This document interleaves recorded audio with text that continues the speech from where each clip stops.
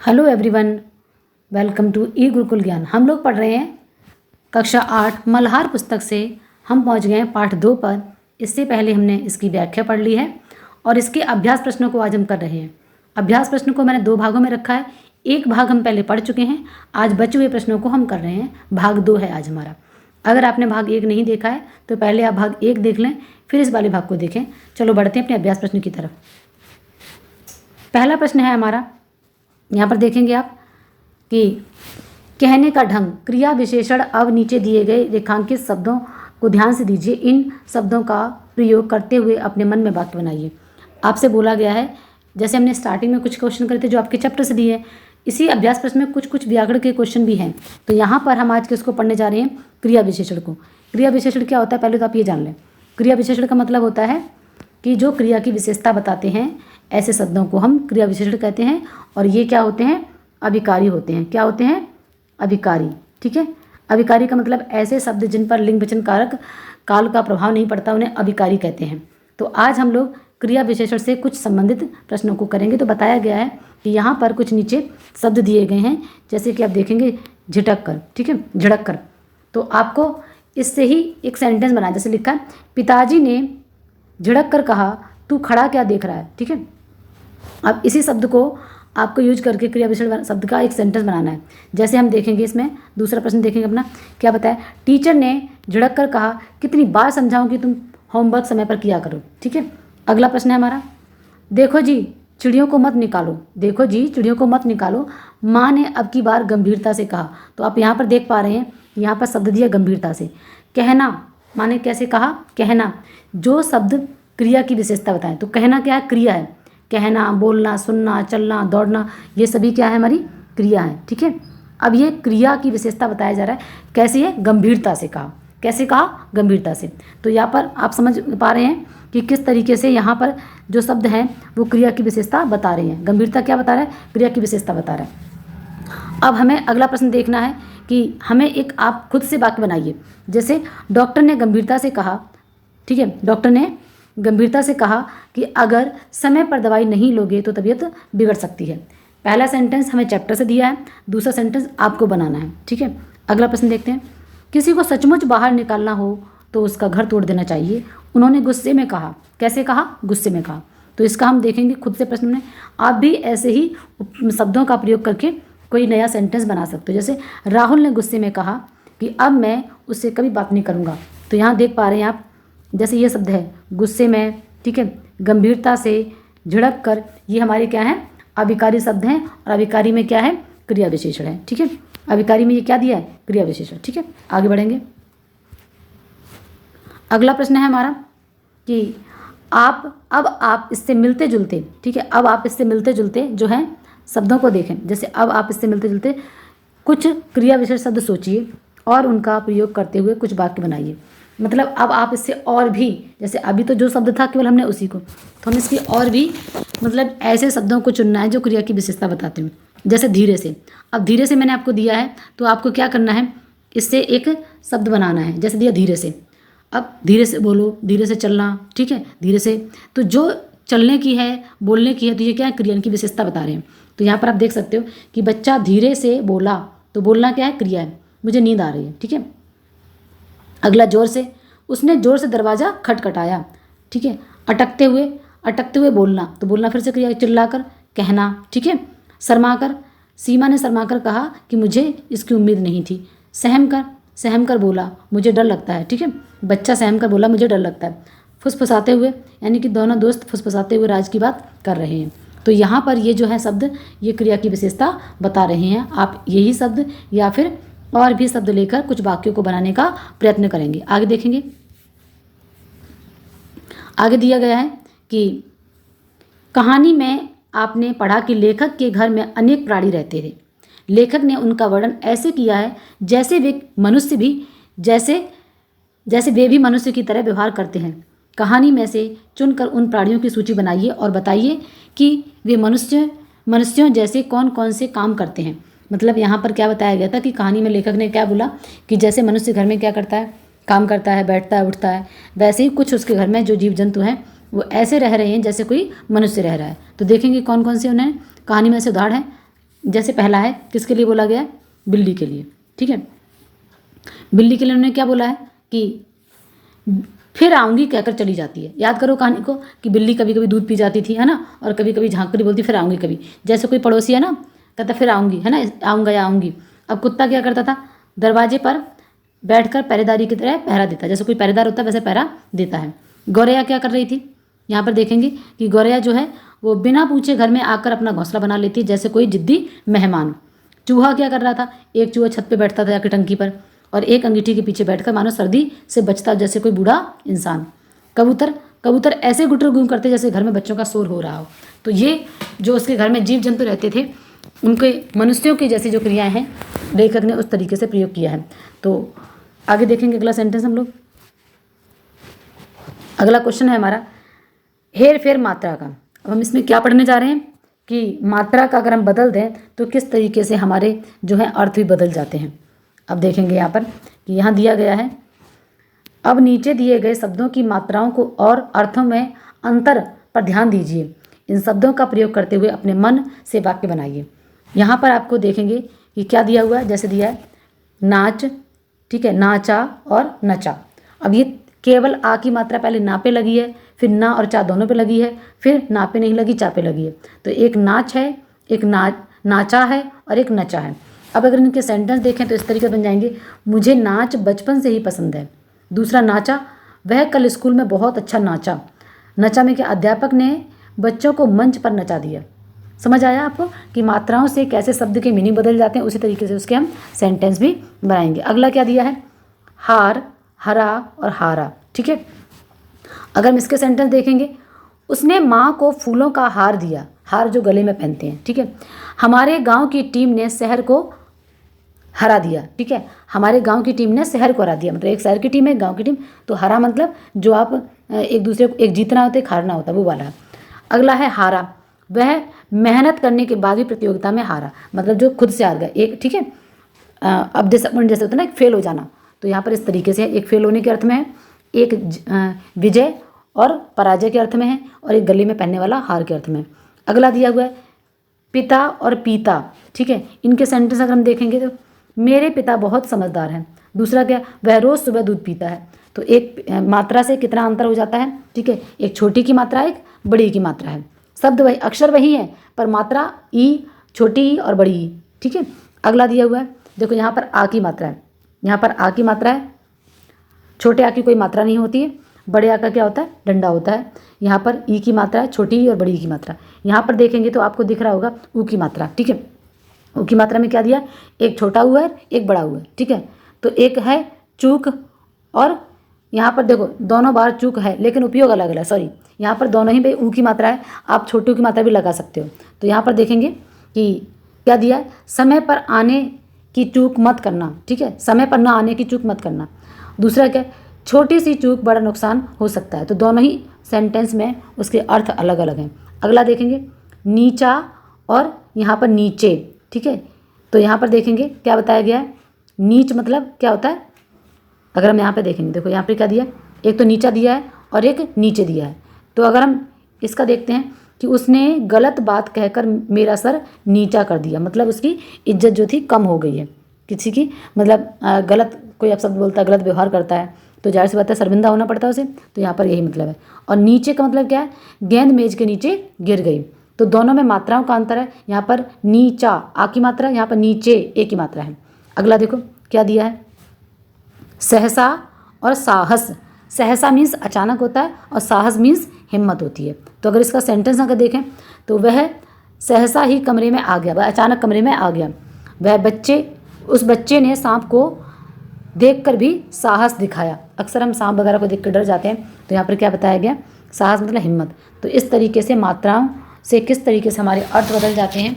ऐसे ही आप कुछ और मात्राएं, छोटा आ की मात्रा नहीं होती है। टोटल स्वर हमारे कितने होते हैं, हिंदी में कितने होते हैं, अगर आप देखेंगे तो 11 स्वर होते हैं, ठीक है। अंग और आ अयोग वहा होते हैं, वो हमारे स्वर नहीं होते हैं, लेकिन मात्राएं कितनी होती हैं, 10 होती हैं, ठीक है। आगे देखेंगे हम लोग।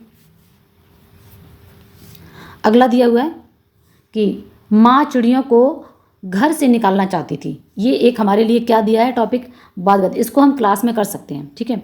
क्लास का मतलब क्या है कि आप क्लास में या फिर अपने समूह में मिलकर इस प्रतियोगिता को खेल सकते हो।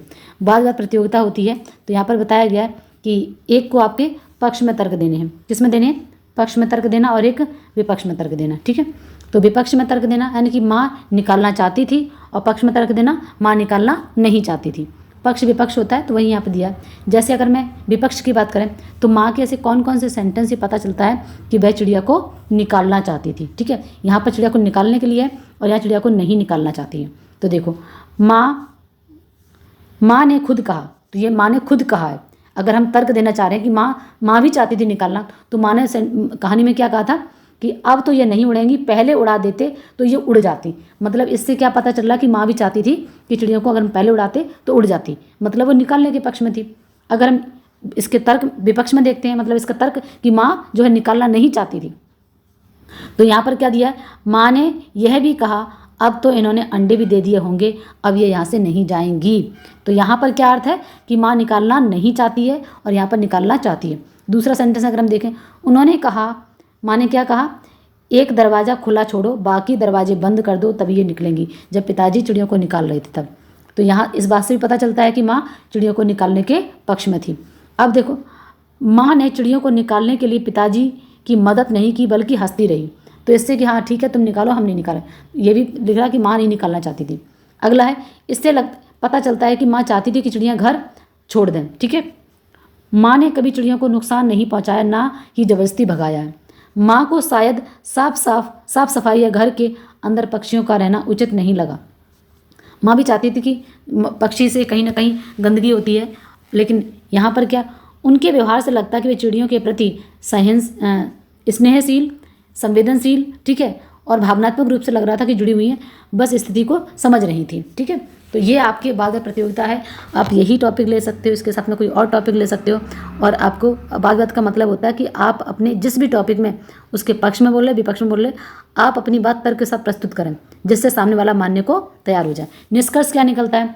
माँ ने जो बातें कही वे व्यवहारिक थी, लेकिन उनका मन चिड़ियों को निकालने का नहीं था। उनका व्यवहार देखकर यही लगता है कि वे चिड़ियों से नाराज नहीं थी, बल्कि परिस्थिति को समझ रही थी। ठीक है, आगे देखेंगे। अगला है, कमरे में फिर से शोर होने लगा।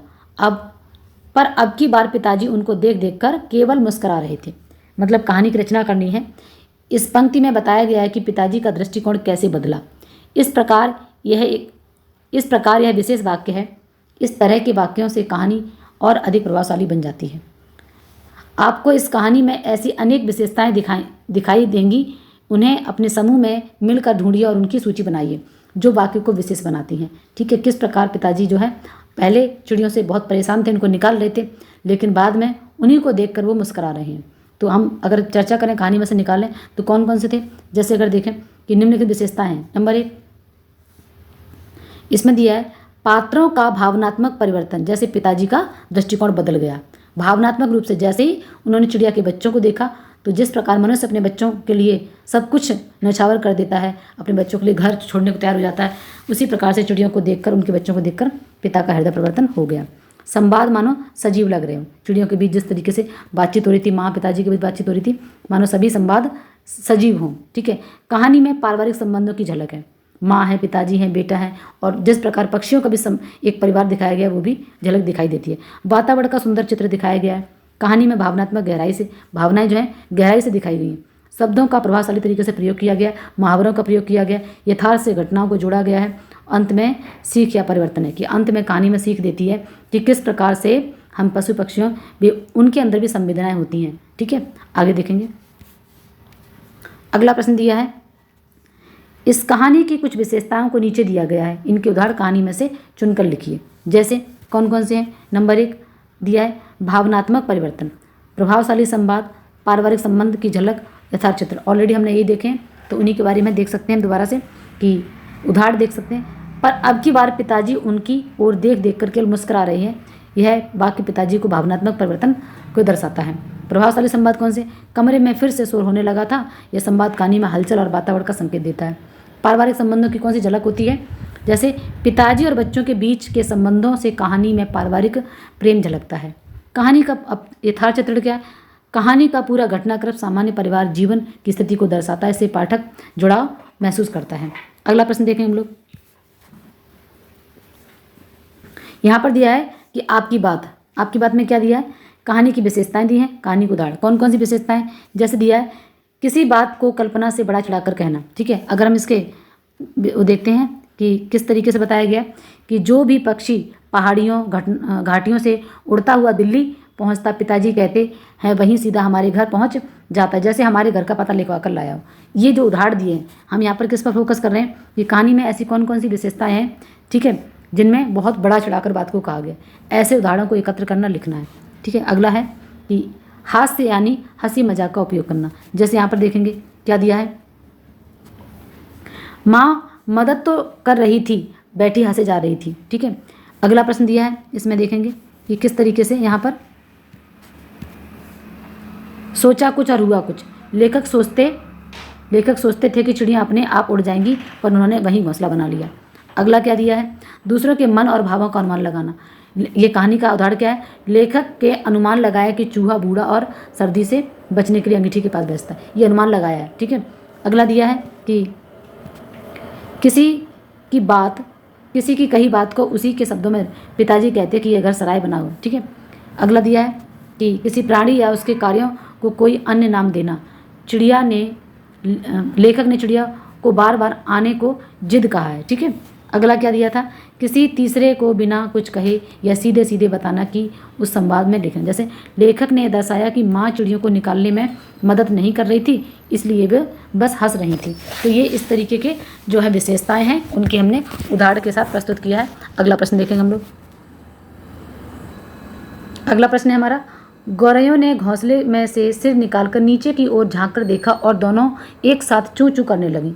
अपने घर के आसपास पक्षियों को क्या क्या करते देखा आपने। ठीक है, उनके व्यवहार में आपको कौन कौन से भाव दिखाई देते हैं, उनको बताना है। तो देखेंगे हम यहाँ पर कि अगर ये तो हमने चिड़ियों के लिए देखा था कहानी में, अब आप अपने रियल लाइफ में देखें। ठीक है, मैंने अपने घर के आसपास पक्षियों को घोंसला बनाते देखा, अंडे सेते देखा। जब पक्षी अंडों को सेते हैं तभी उसके अंदर से बच्चे बाहर आते हैं।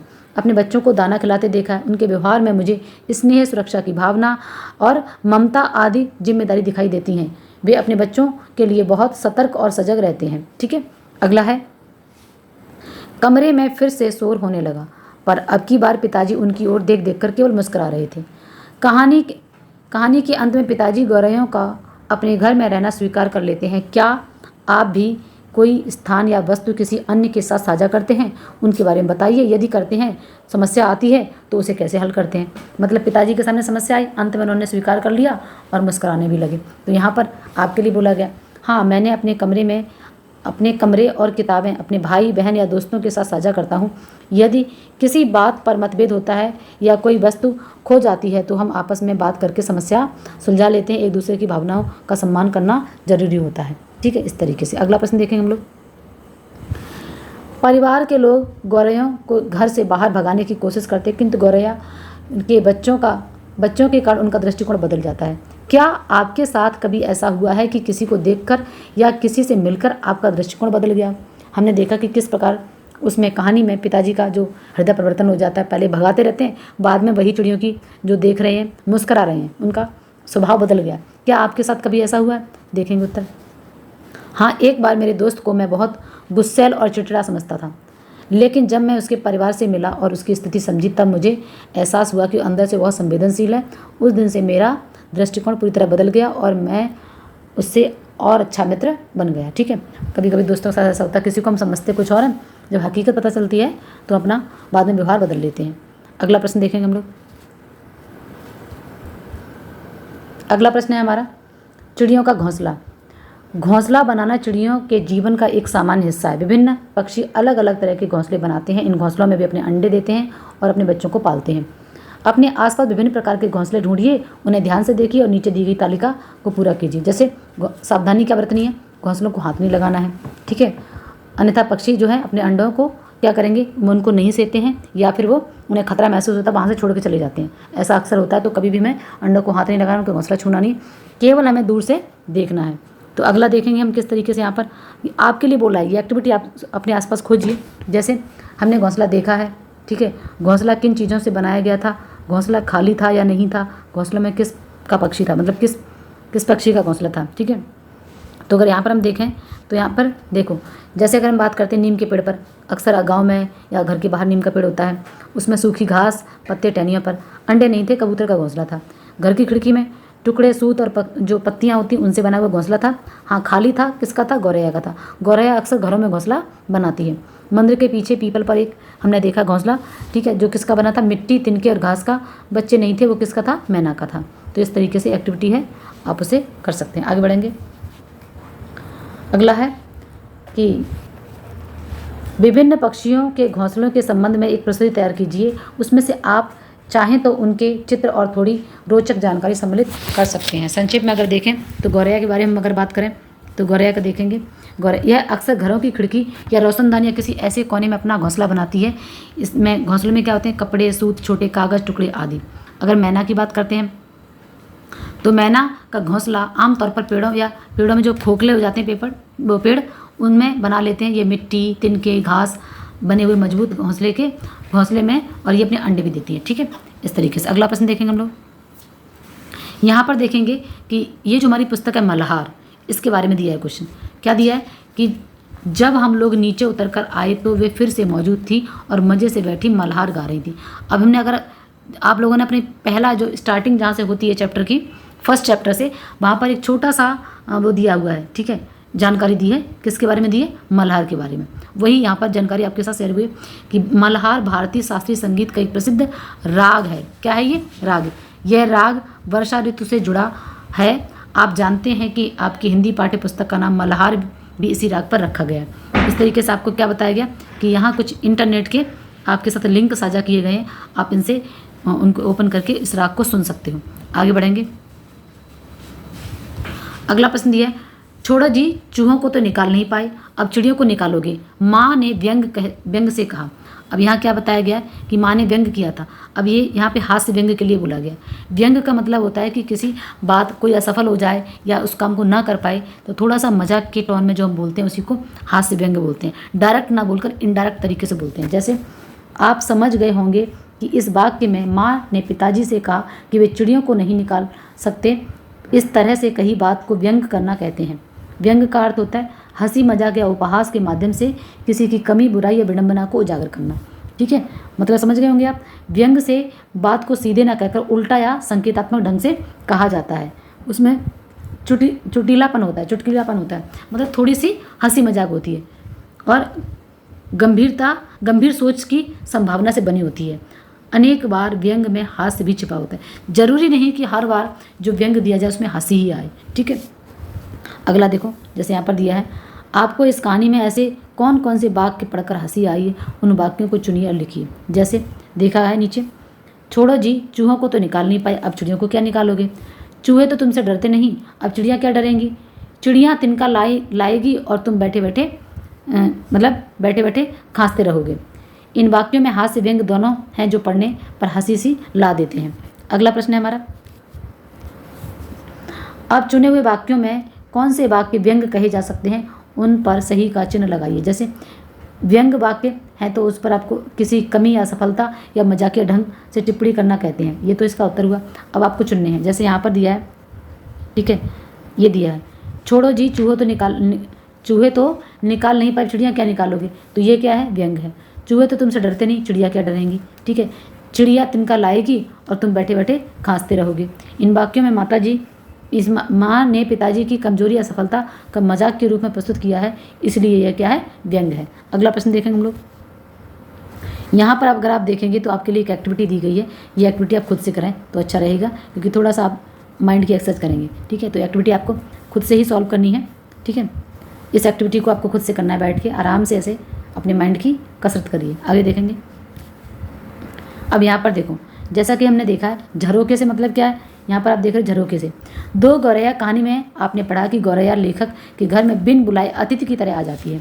ठीक है, और क्या बताया गया है कि पिछले कई वर्षों से गांव नगरों में इन नन्ही चिड़ियों की संख्या निरंतर कम होती चली जा रही है। इसीलिए भारत सरकार ने संरक्षण के लिए बहुत ही इम्पोर्टेंट है, क्या बताया गया है, 20 मार्च को विश्व गौरैया दिवस घोषित किया है। ठीक है, आइए पढ़ते हैं विश्व गौरैया दिवस की प्रेस सूचना ब्यूरो प्रकाशित, जो कि उसका एक अंश है। अब ध्यान से देखेंगे, यहाँ पर हम मनुष्य के द्वारा ही हमारे इन्वायरमेंट में बहुत सारी चीज़ें जो हैं हमें ही उसका खामियाजा भुगतना पड़ रहा है। हम तरह तरह की एक्टिविटी के द्वारा अपनी ग्लोबल वार्मिंग या पेड़ को काट रहे हैं, तरह तरह की जो प्रकृति को नुकसान पहुंचा रहे हैं, तो प्रकृति भी हमें उसका जो है परिणाम हमें ही भोगना पड़ेगा। तो यहाँ पर बहुत सारे जैसे जीव जंतु हैं, आप वल्चर को देखेंगे या डायनासोर कभी थे। यहाँ पर गौरैया जो लगातार कम होती चली जा रही हैं, ये खतरे की घंटी है, ठीक है। जैसे आप बोलते ना कि रेड लाइन में आ गए हैं, अब इन्हें अगर हमने जागरूक होकर बचाया नहीं तो एक समय आएगा कि हमारे पर्यावरण से गौरैया भी हमेशा के लिए विलुप्त हो जाएंगी, समाप्त हो जाएंगी। तो यहाँ पर गौरैया के बारे में जो भारत सरकार के द्वारा बताया गया, ठीक है। कभी बहुतायत में पाई जाने वाली, एक बार ध्यान से देखें, कभी बहुतायत से पाई जाने वाली घरेलू गौरैया अब कई जगहों पर एक दुर्लभ दृश्य, दुर्लभ मतलब जो बहुत कम प्राप्त होती है, दृश्य और रहस्य बन गई है। इन छोटे प्राणियों के प्रति जागरूकता बढ़ाने और उनकी रक्षा करने के लिए हर साल 20 मार्च को कब मनाया जाता है? 20 मार्च को विश्व गौरैया दिवस मनाया जाता है। भारत में गौरैया सिर्फ एक पक्षी ही नहीं, वे साझा इतिहास और संस्कृति का प्रतीक है।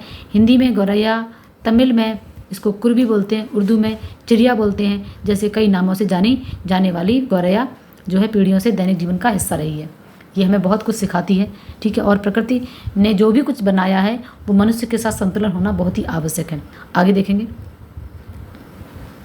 उनकी महत्ता के बावजूद गौरैया तेजी से लुप्त हो रही हैं। इस गिरावट के कई कारण हैं। सीसा रहित पेट्रोल के उपयोग से जहरीले यौगिक पदार्थ पैदा हुए हैं जो उन कीटों को नुकसान पहुंचाते हैं जिन पर गौरैया भोजन करती है। जैसे आपने देखा होगा चिड़िया क्या करती है, छोटे छोटे कीड़े खाती है, ठीक है। निर्भर शहरीकरण ने उनके प्राकृतिक घोंसलों के स्थान छीन लिए, क्योंकि पशु पक्षी जो हैं वो कहाँ रहते हैं? पेड़ पौधों पर, जंगलों में। और हम निरंतर क्या कर रहे हैं? पेड़ पौधों की कटाई करते चले जा रहे हैं, तो उनके घर हम उजाड़ रहे हैं। जब घर ही नहीं रहेंगे तो वो पक्षी कहाँ से रहेंगे?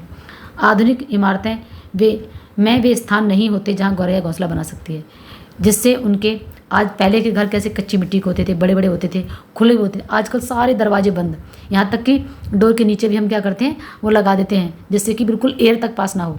तो ऐसे में गौरैया कैसे घर में घुसेगी, कैसे अपना घोंसला बनाएगी?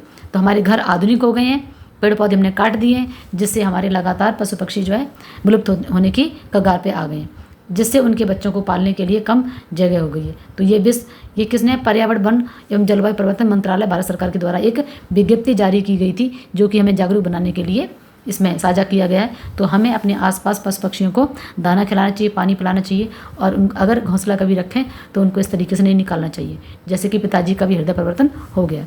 आगे देखेंगे, अब यहाँ पर इंटरनेट पर दी गई जानकारी है, आप इस पर भी जाकर इसके बारे में और जानकारी इकट्ठी कर सकते हो। Thank you.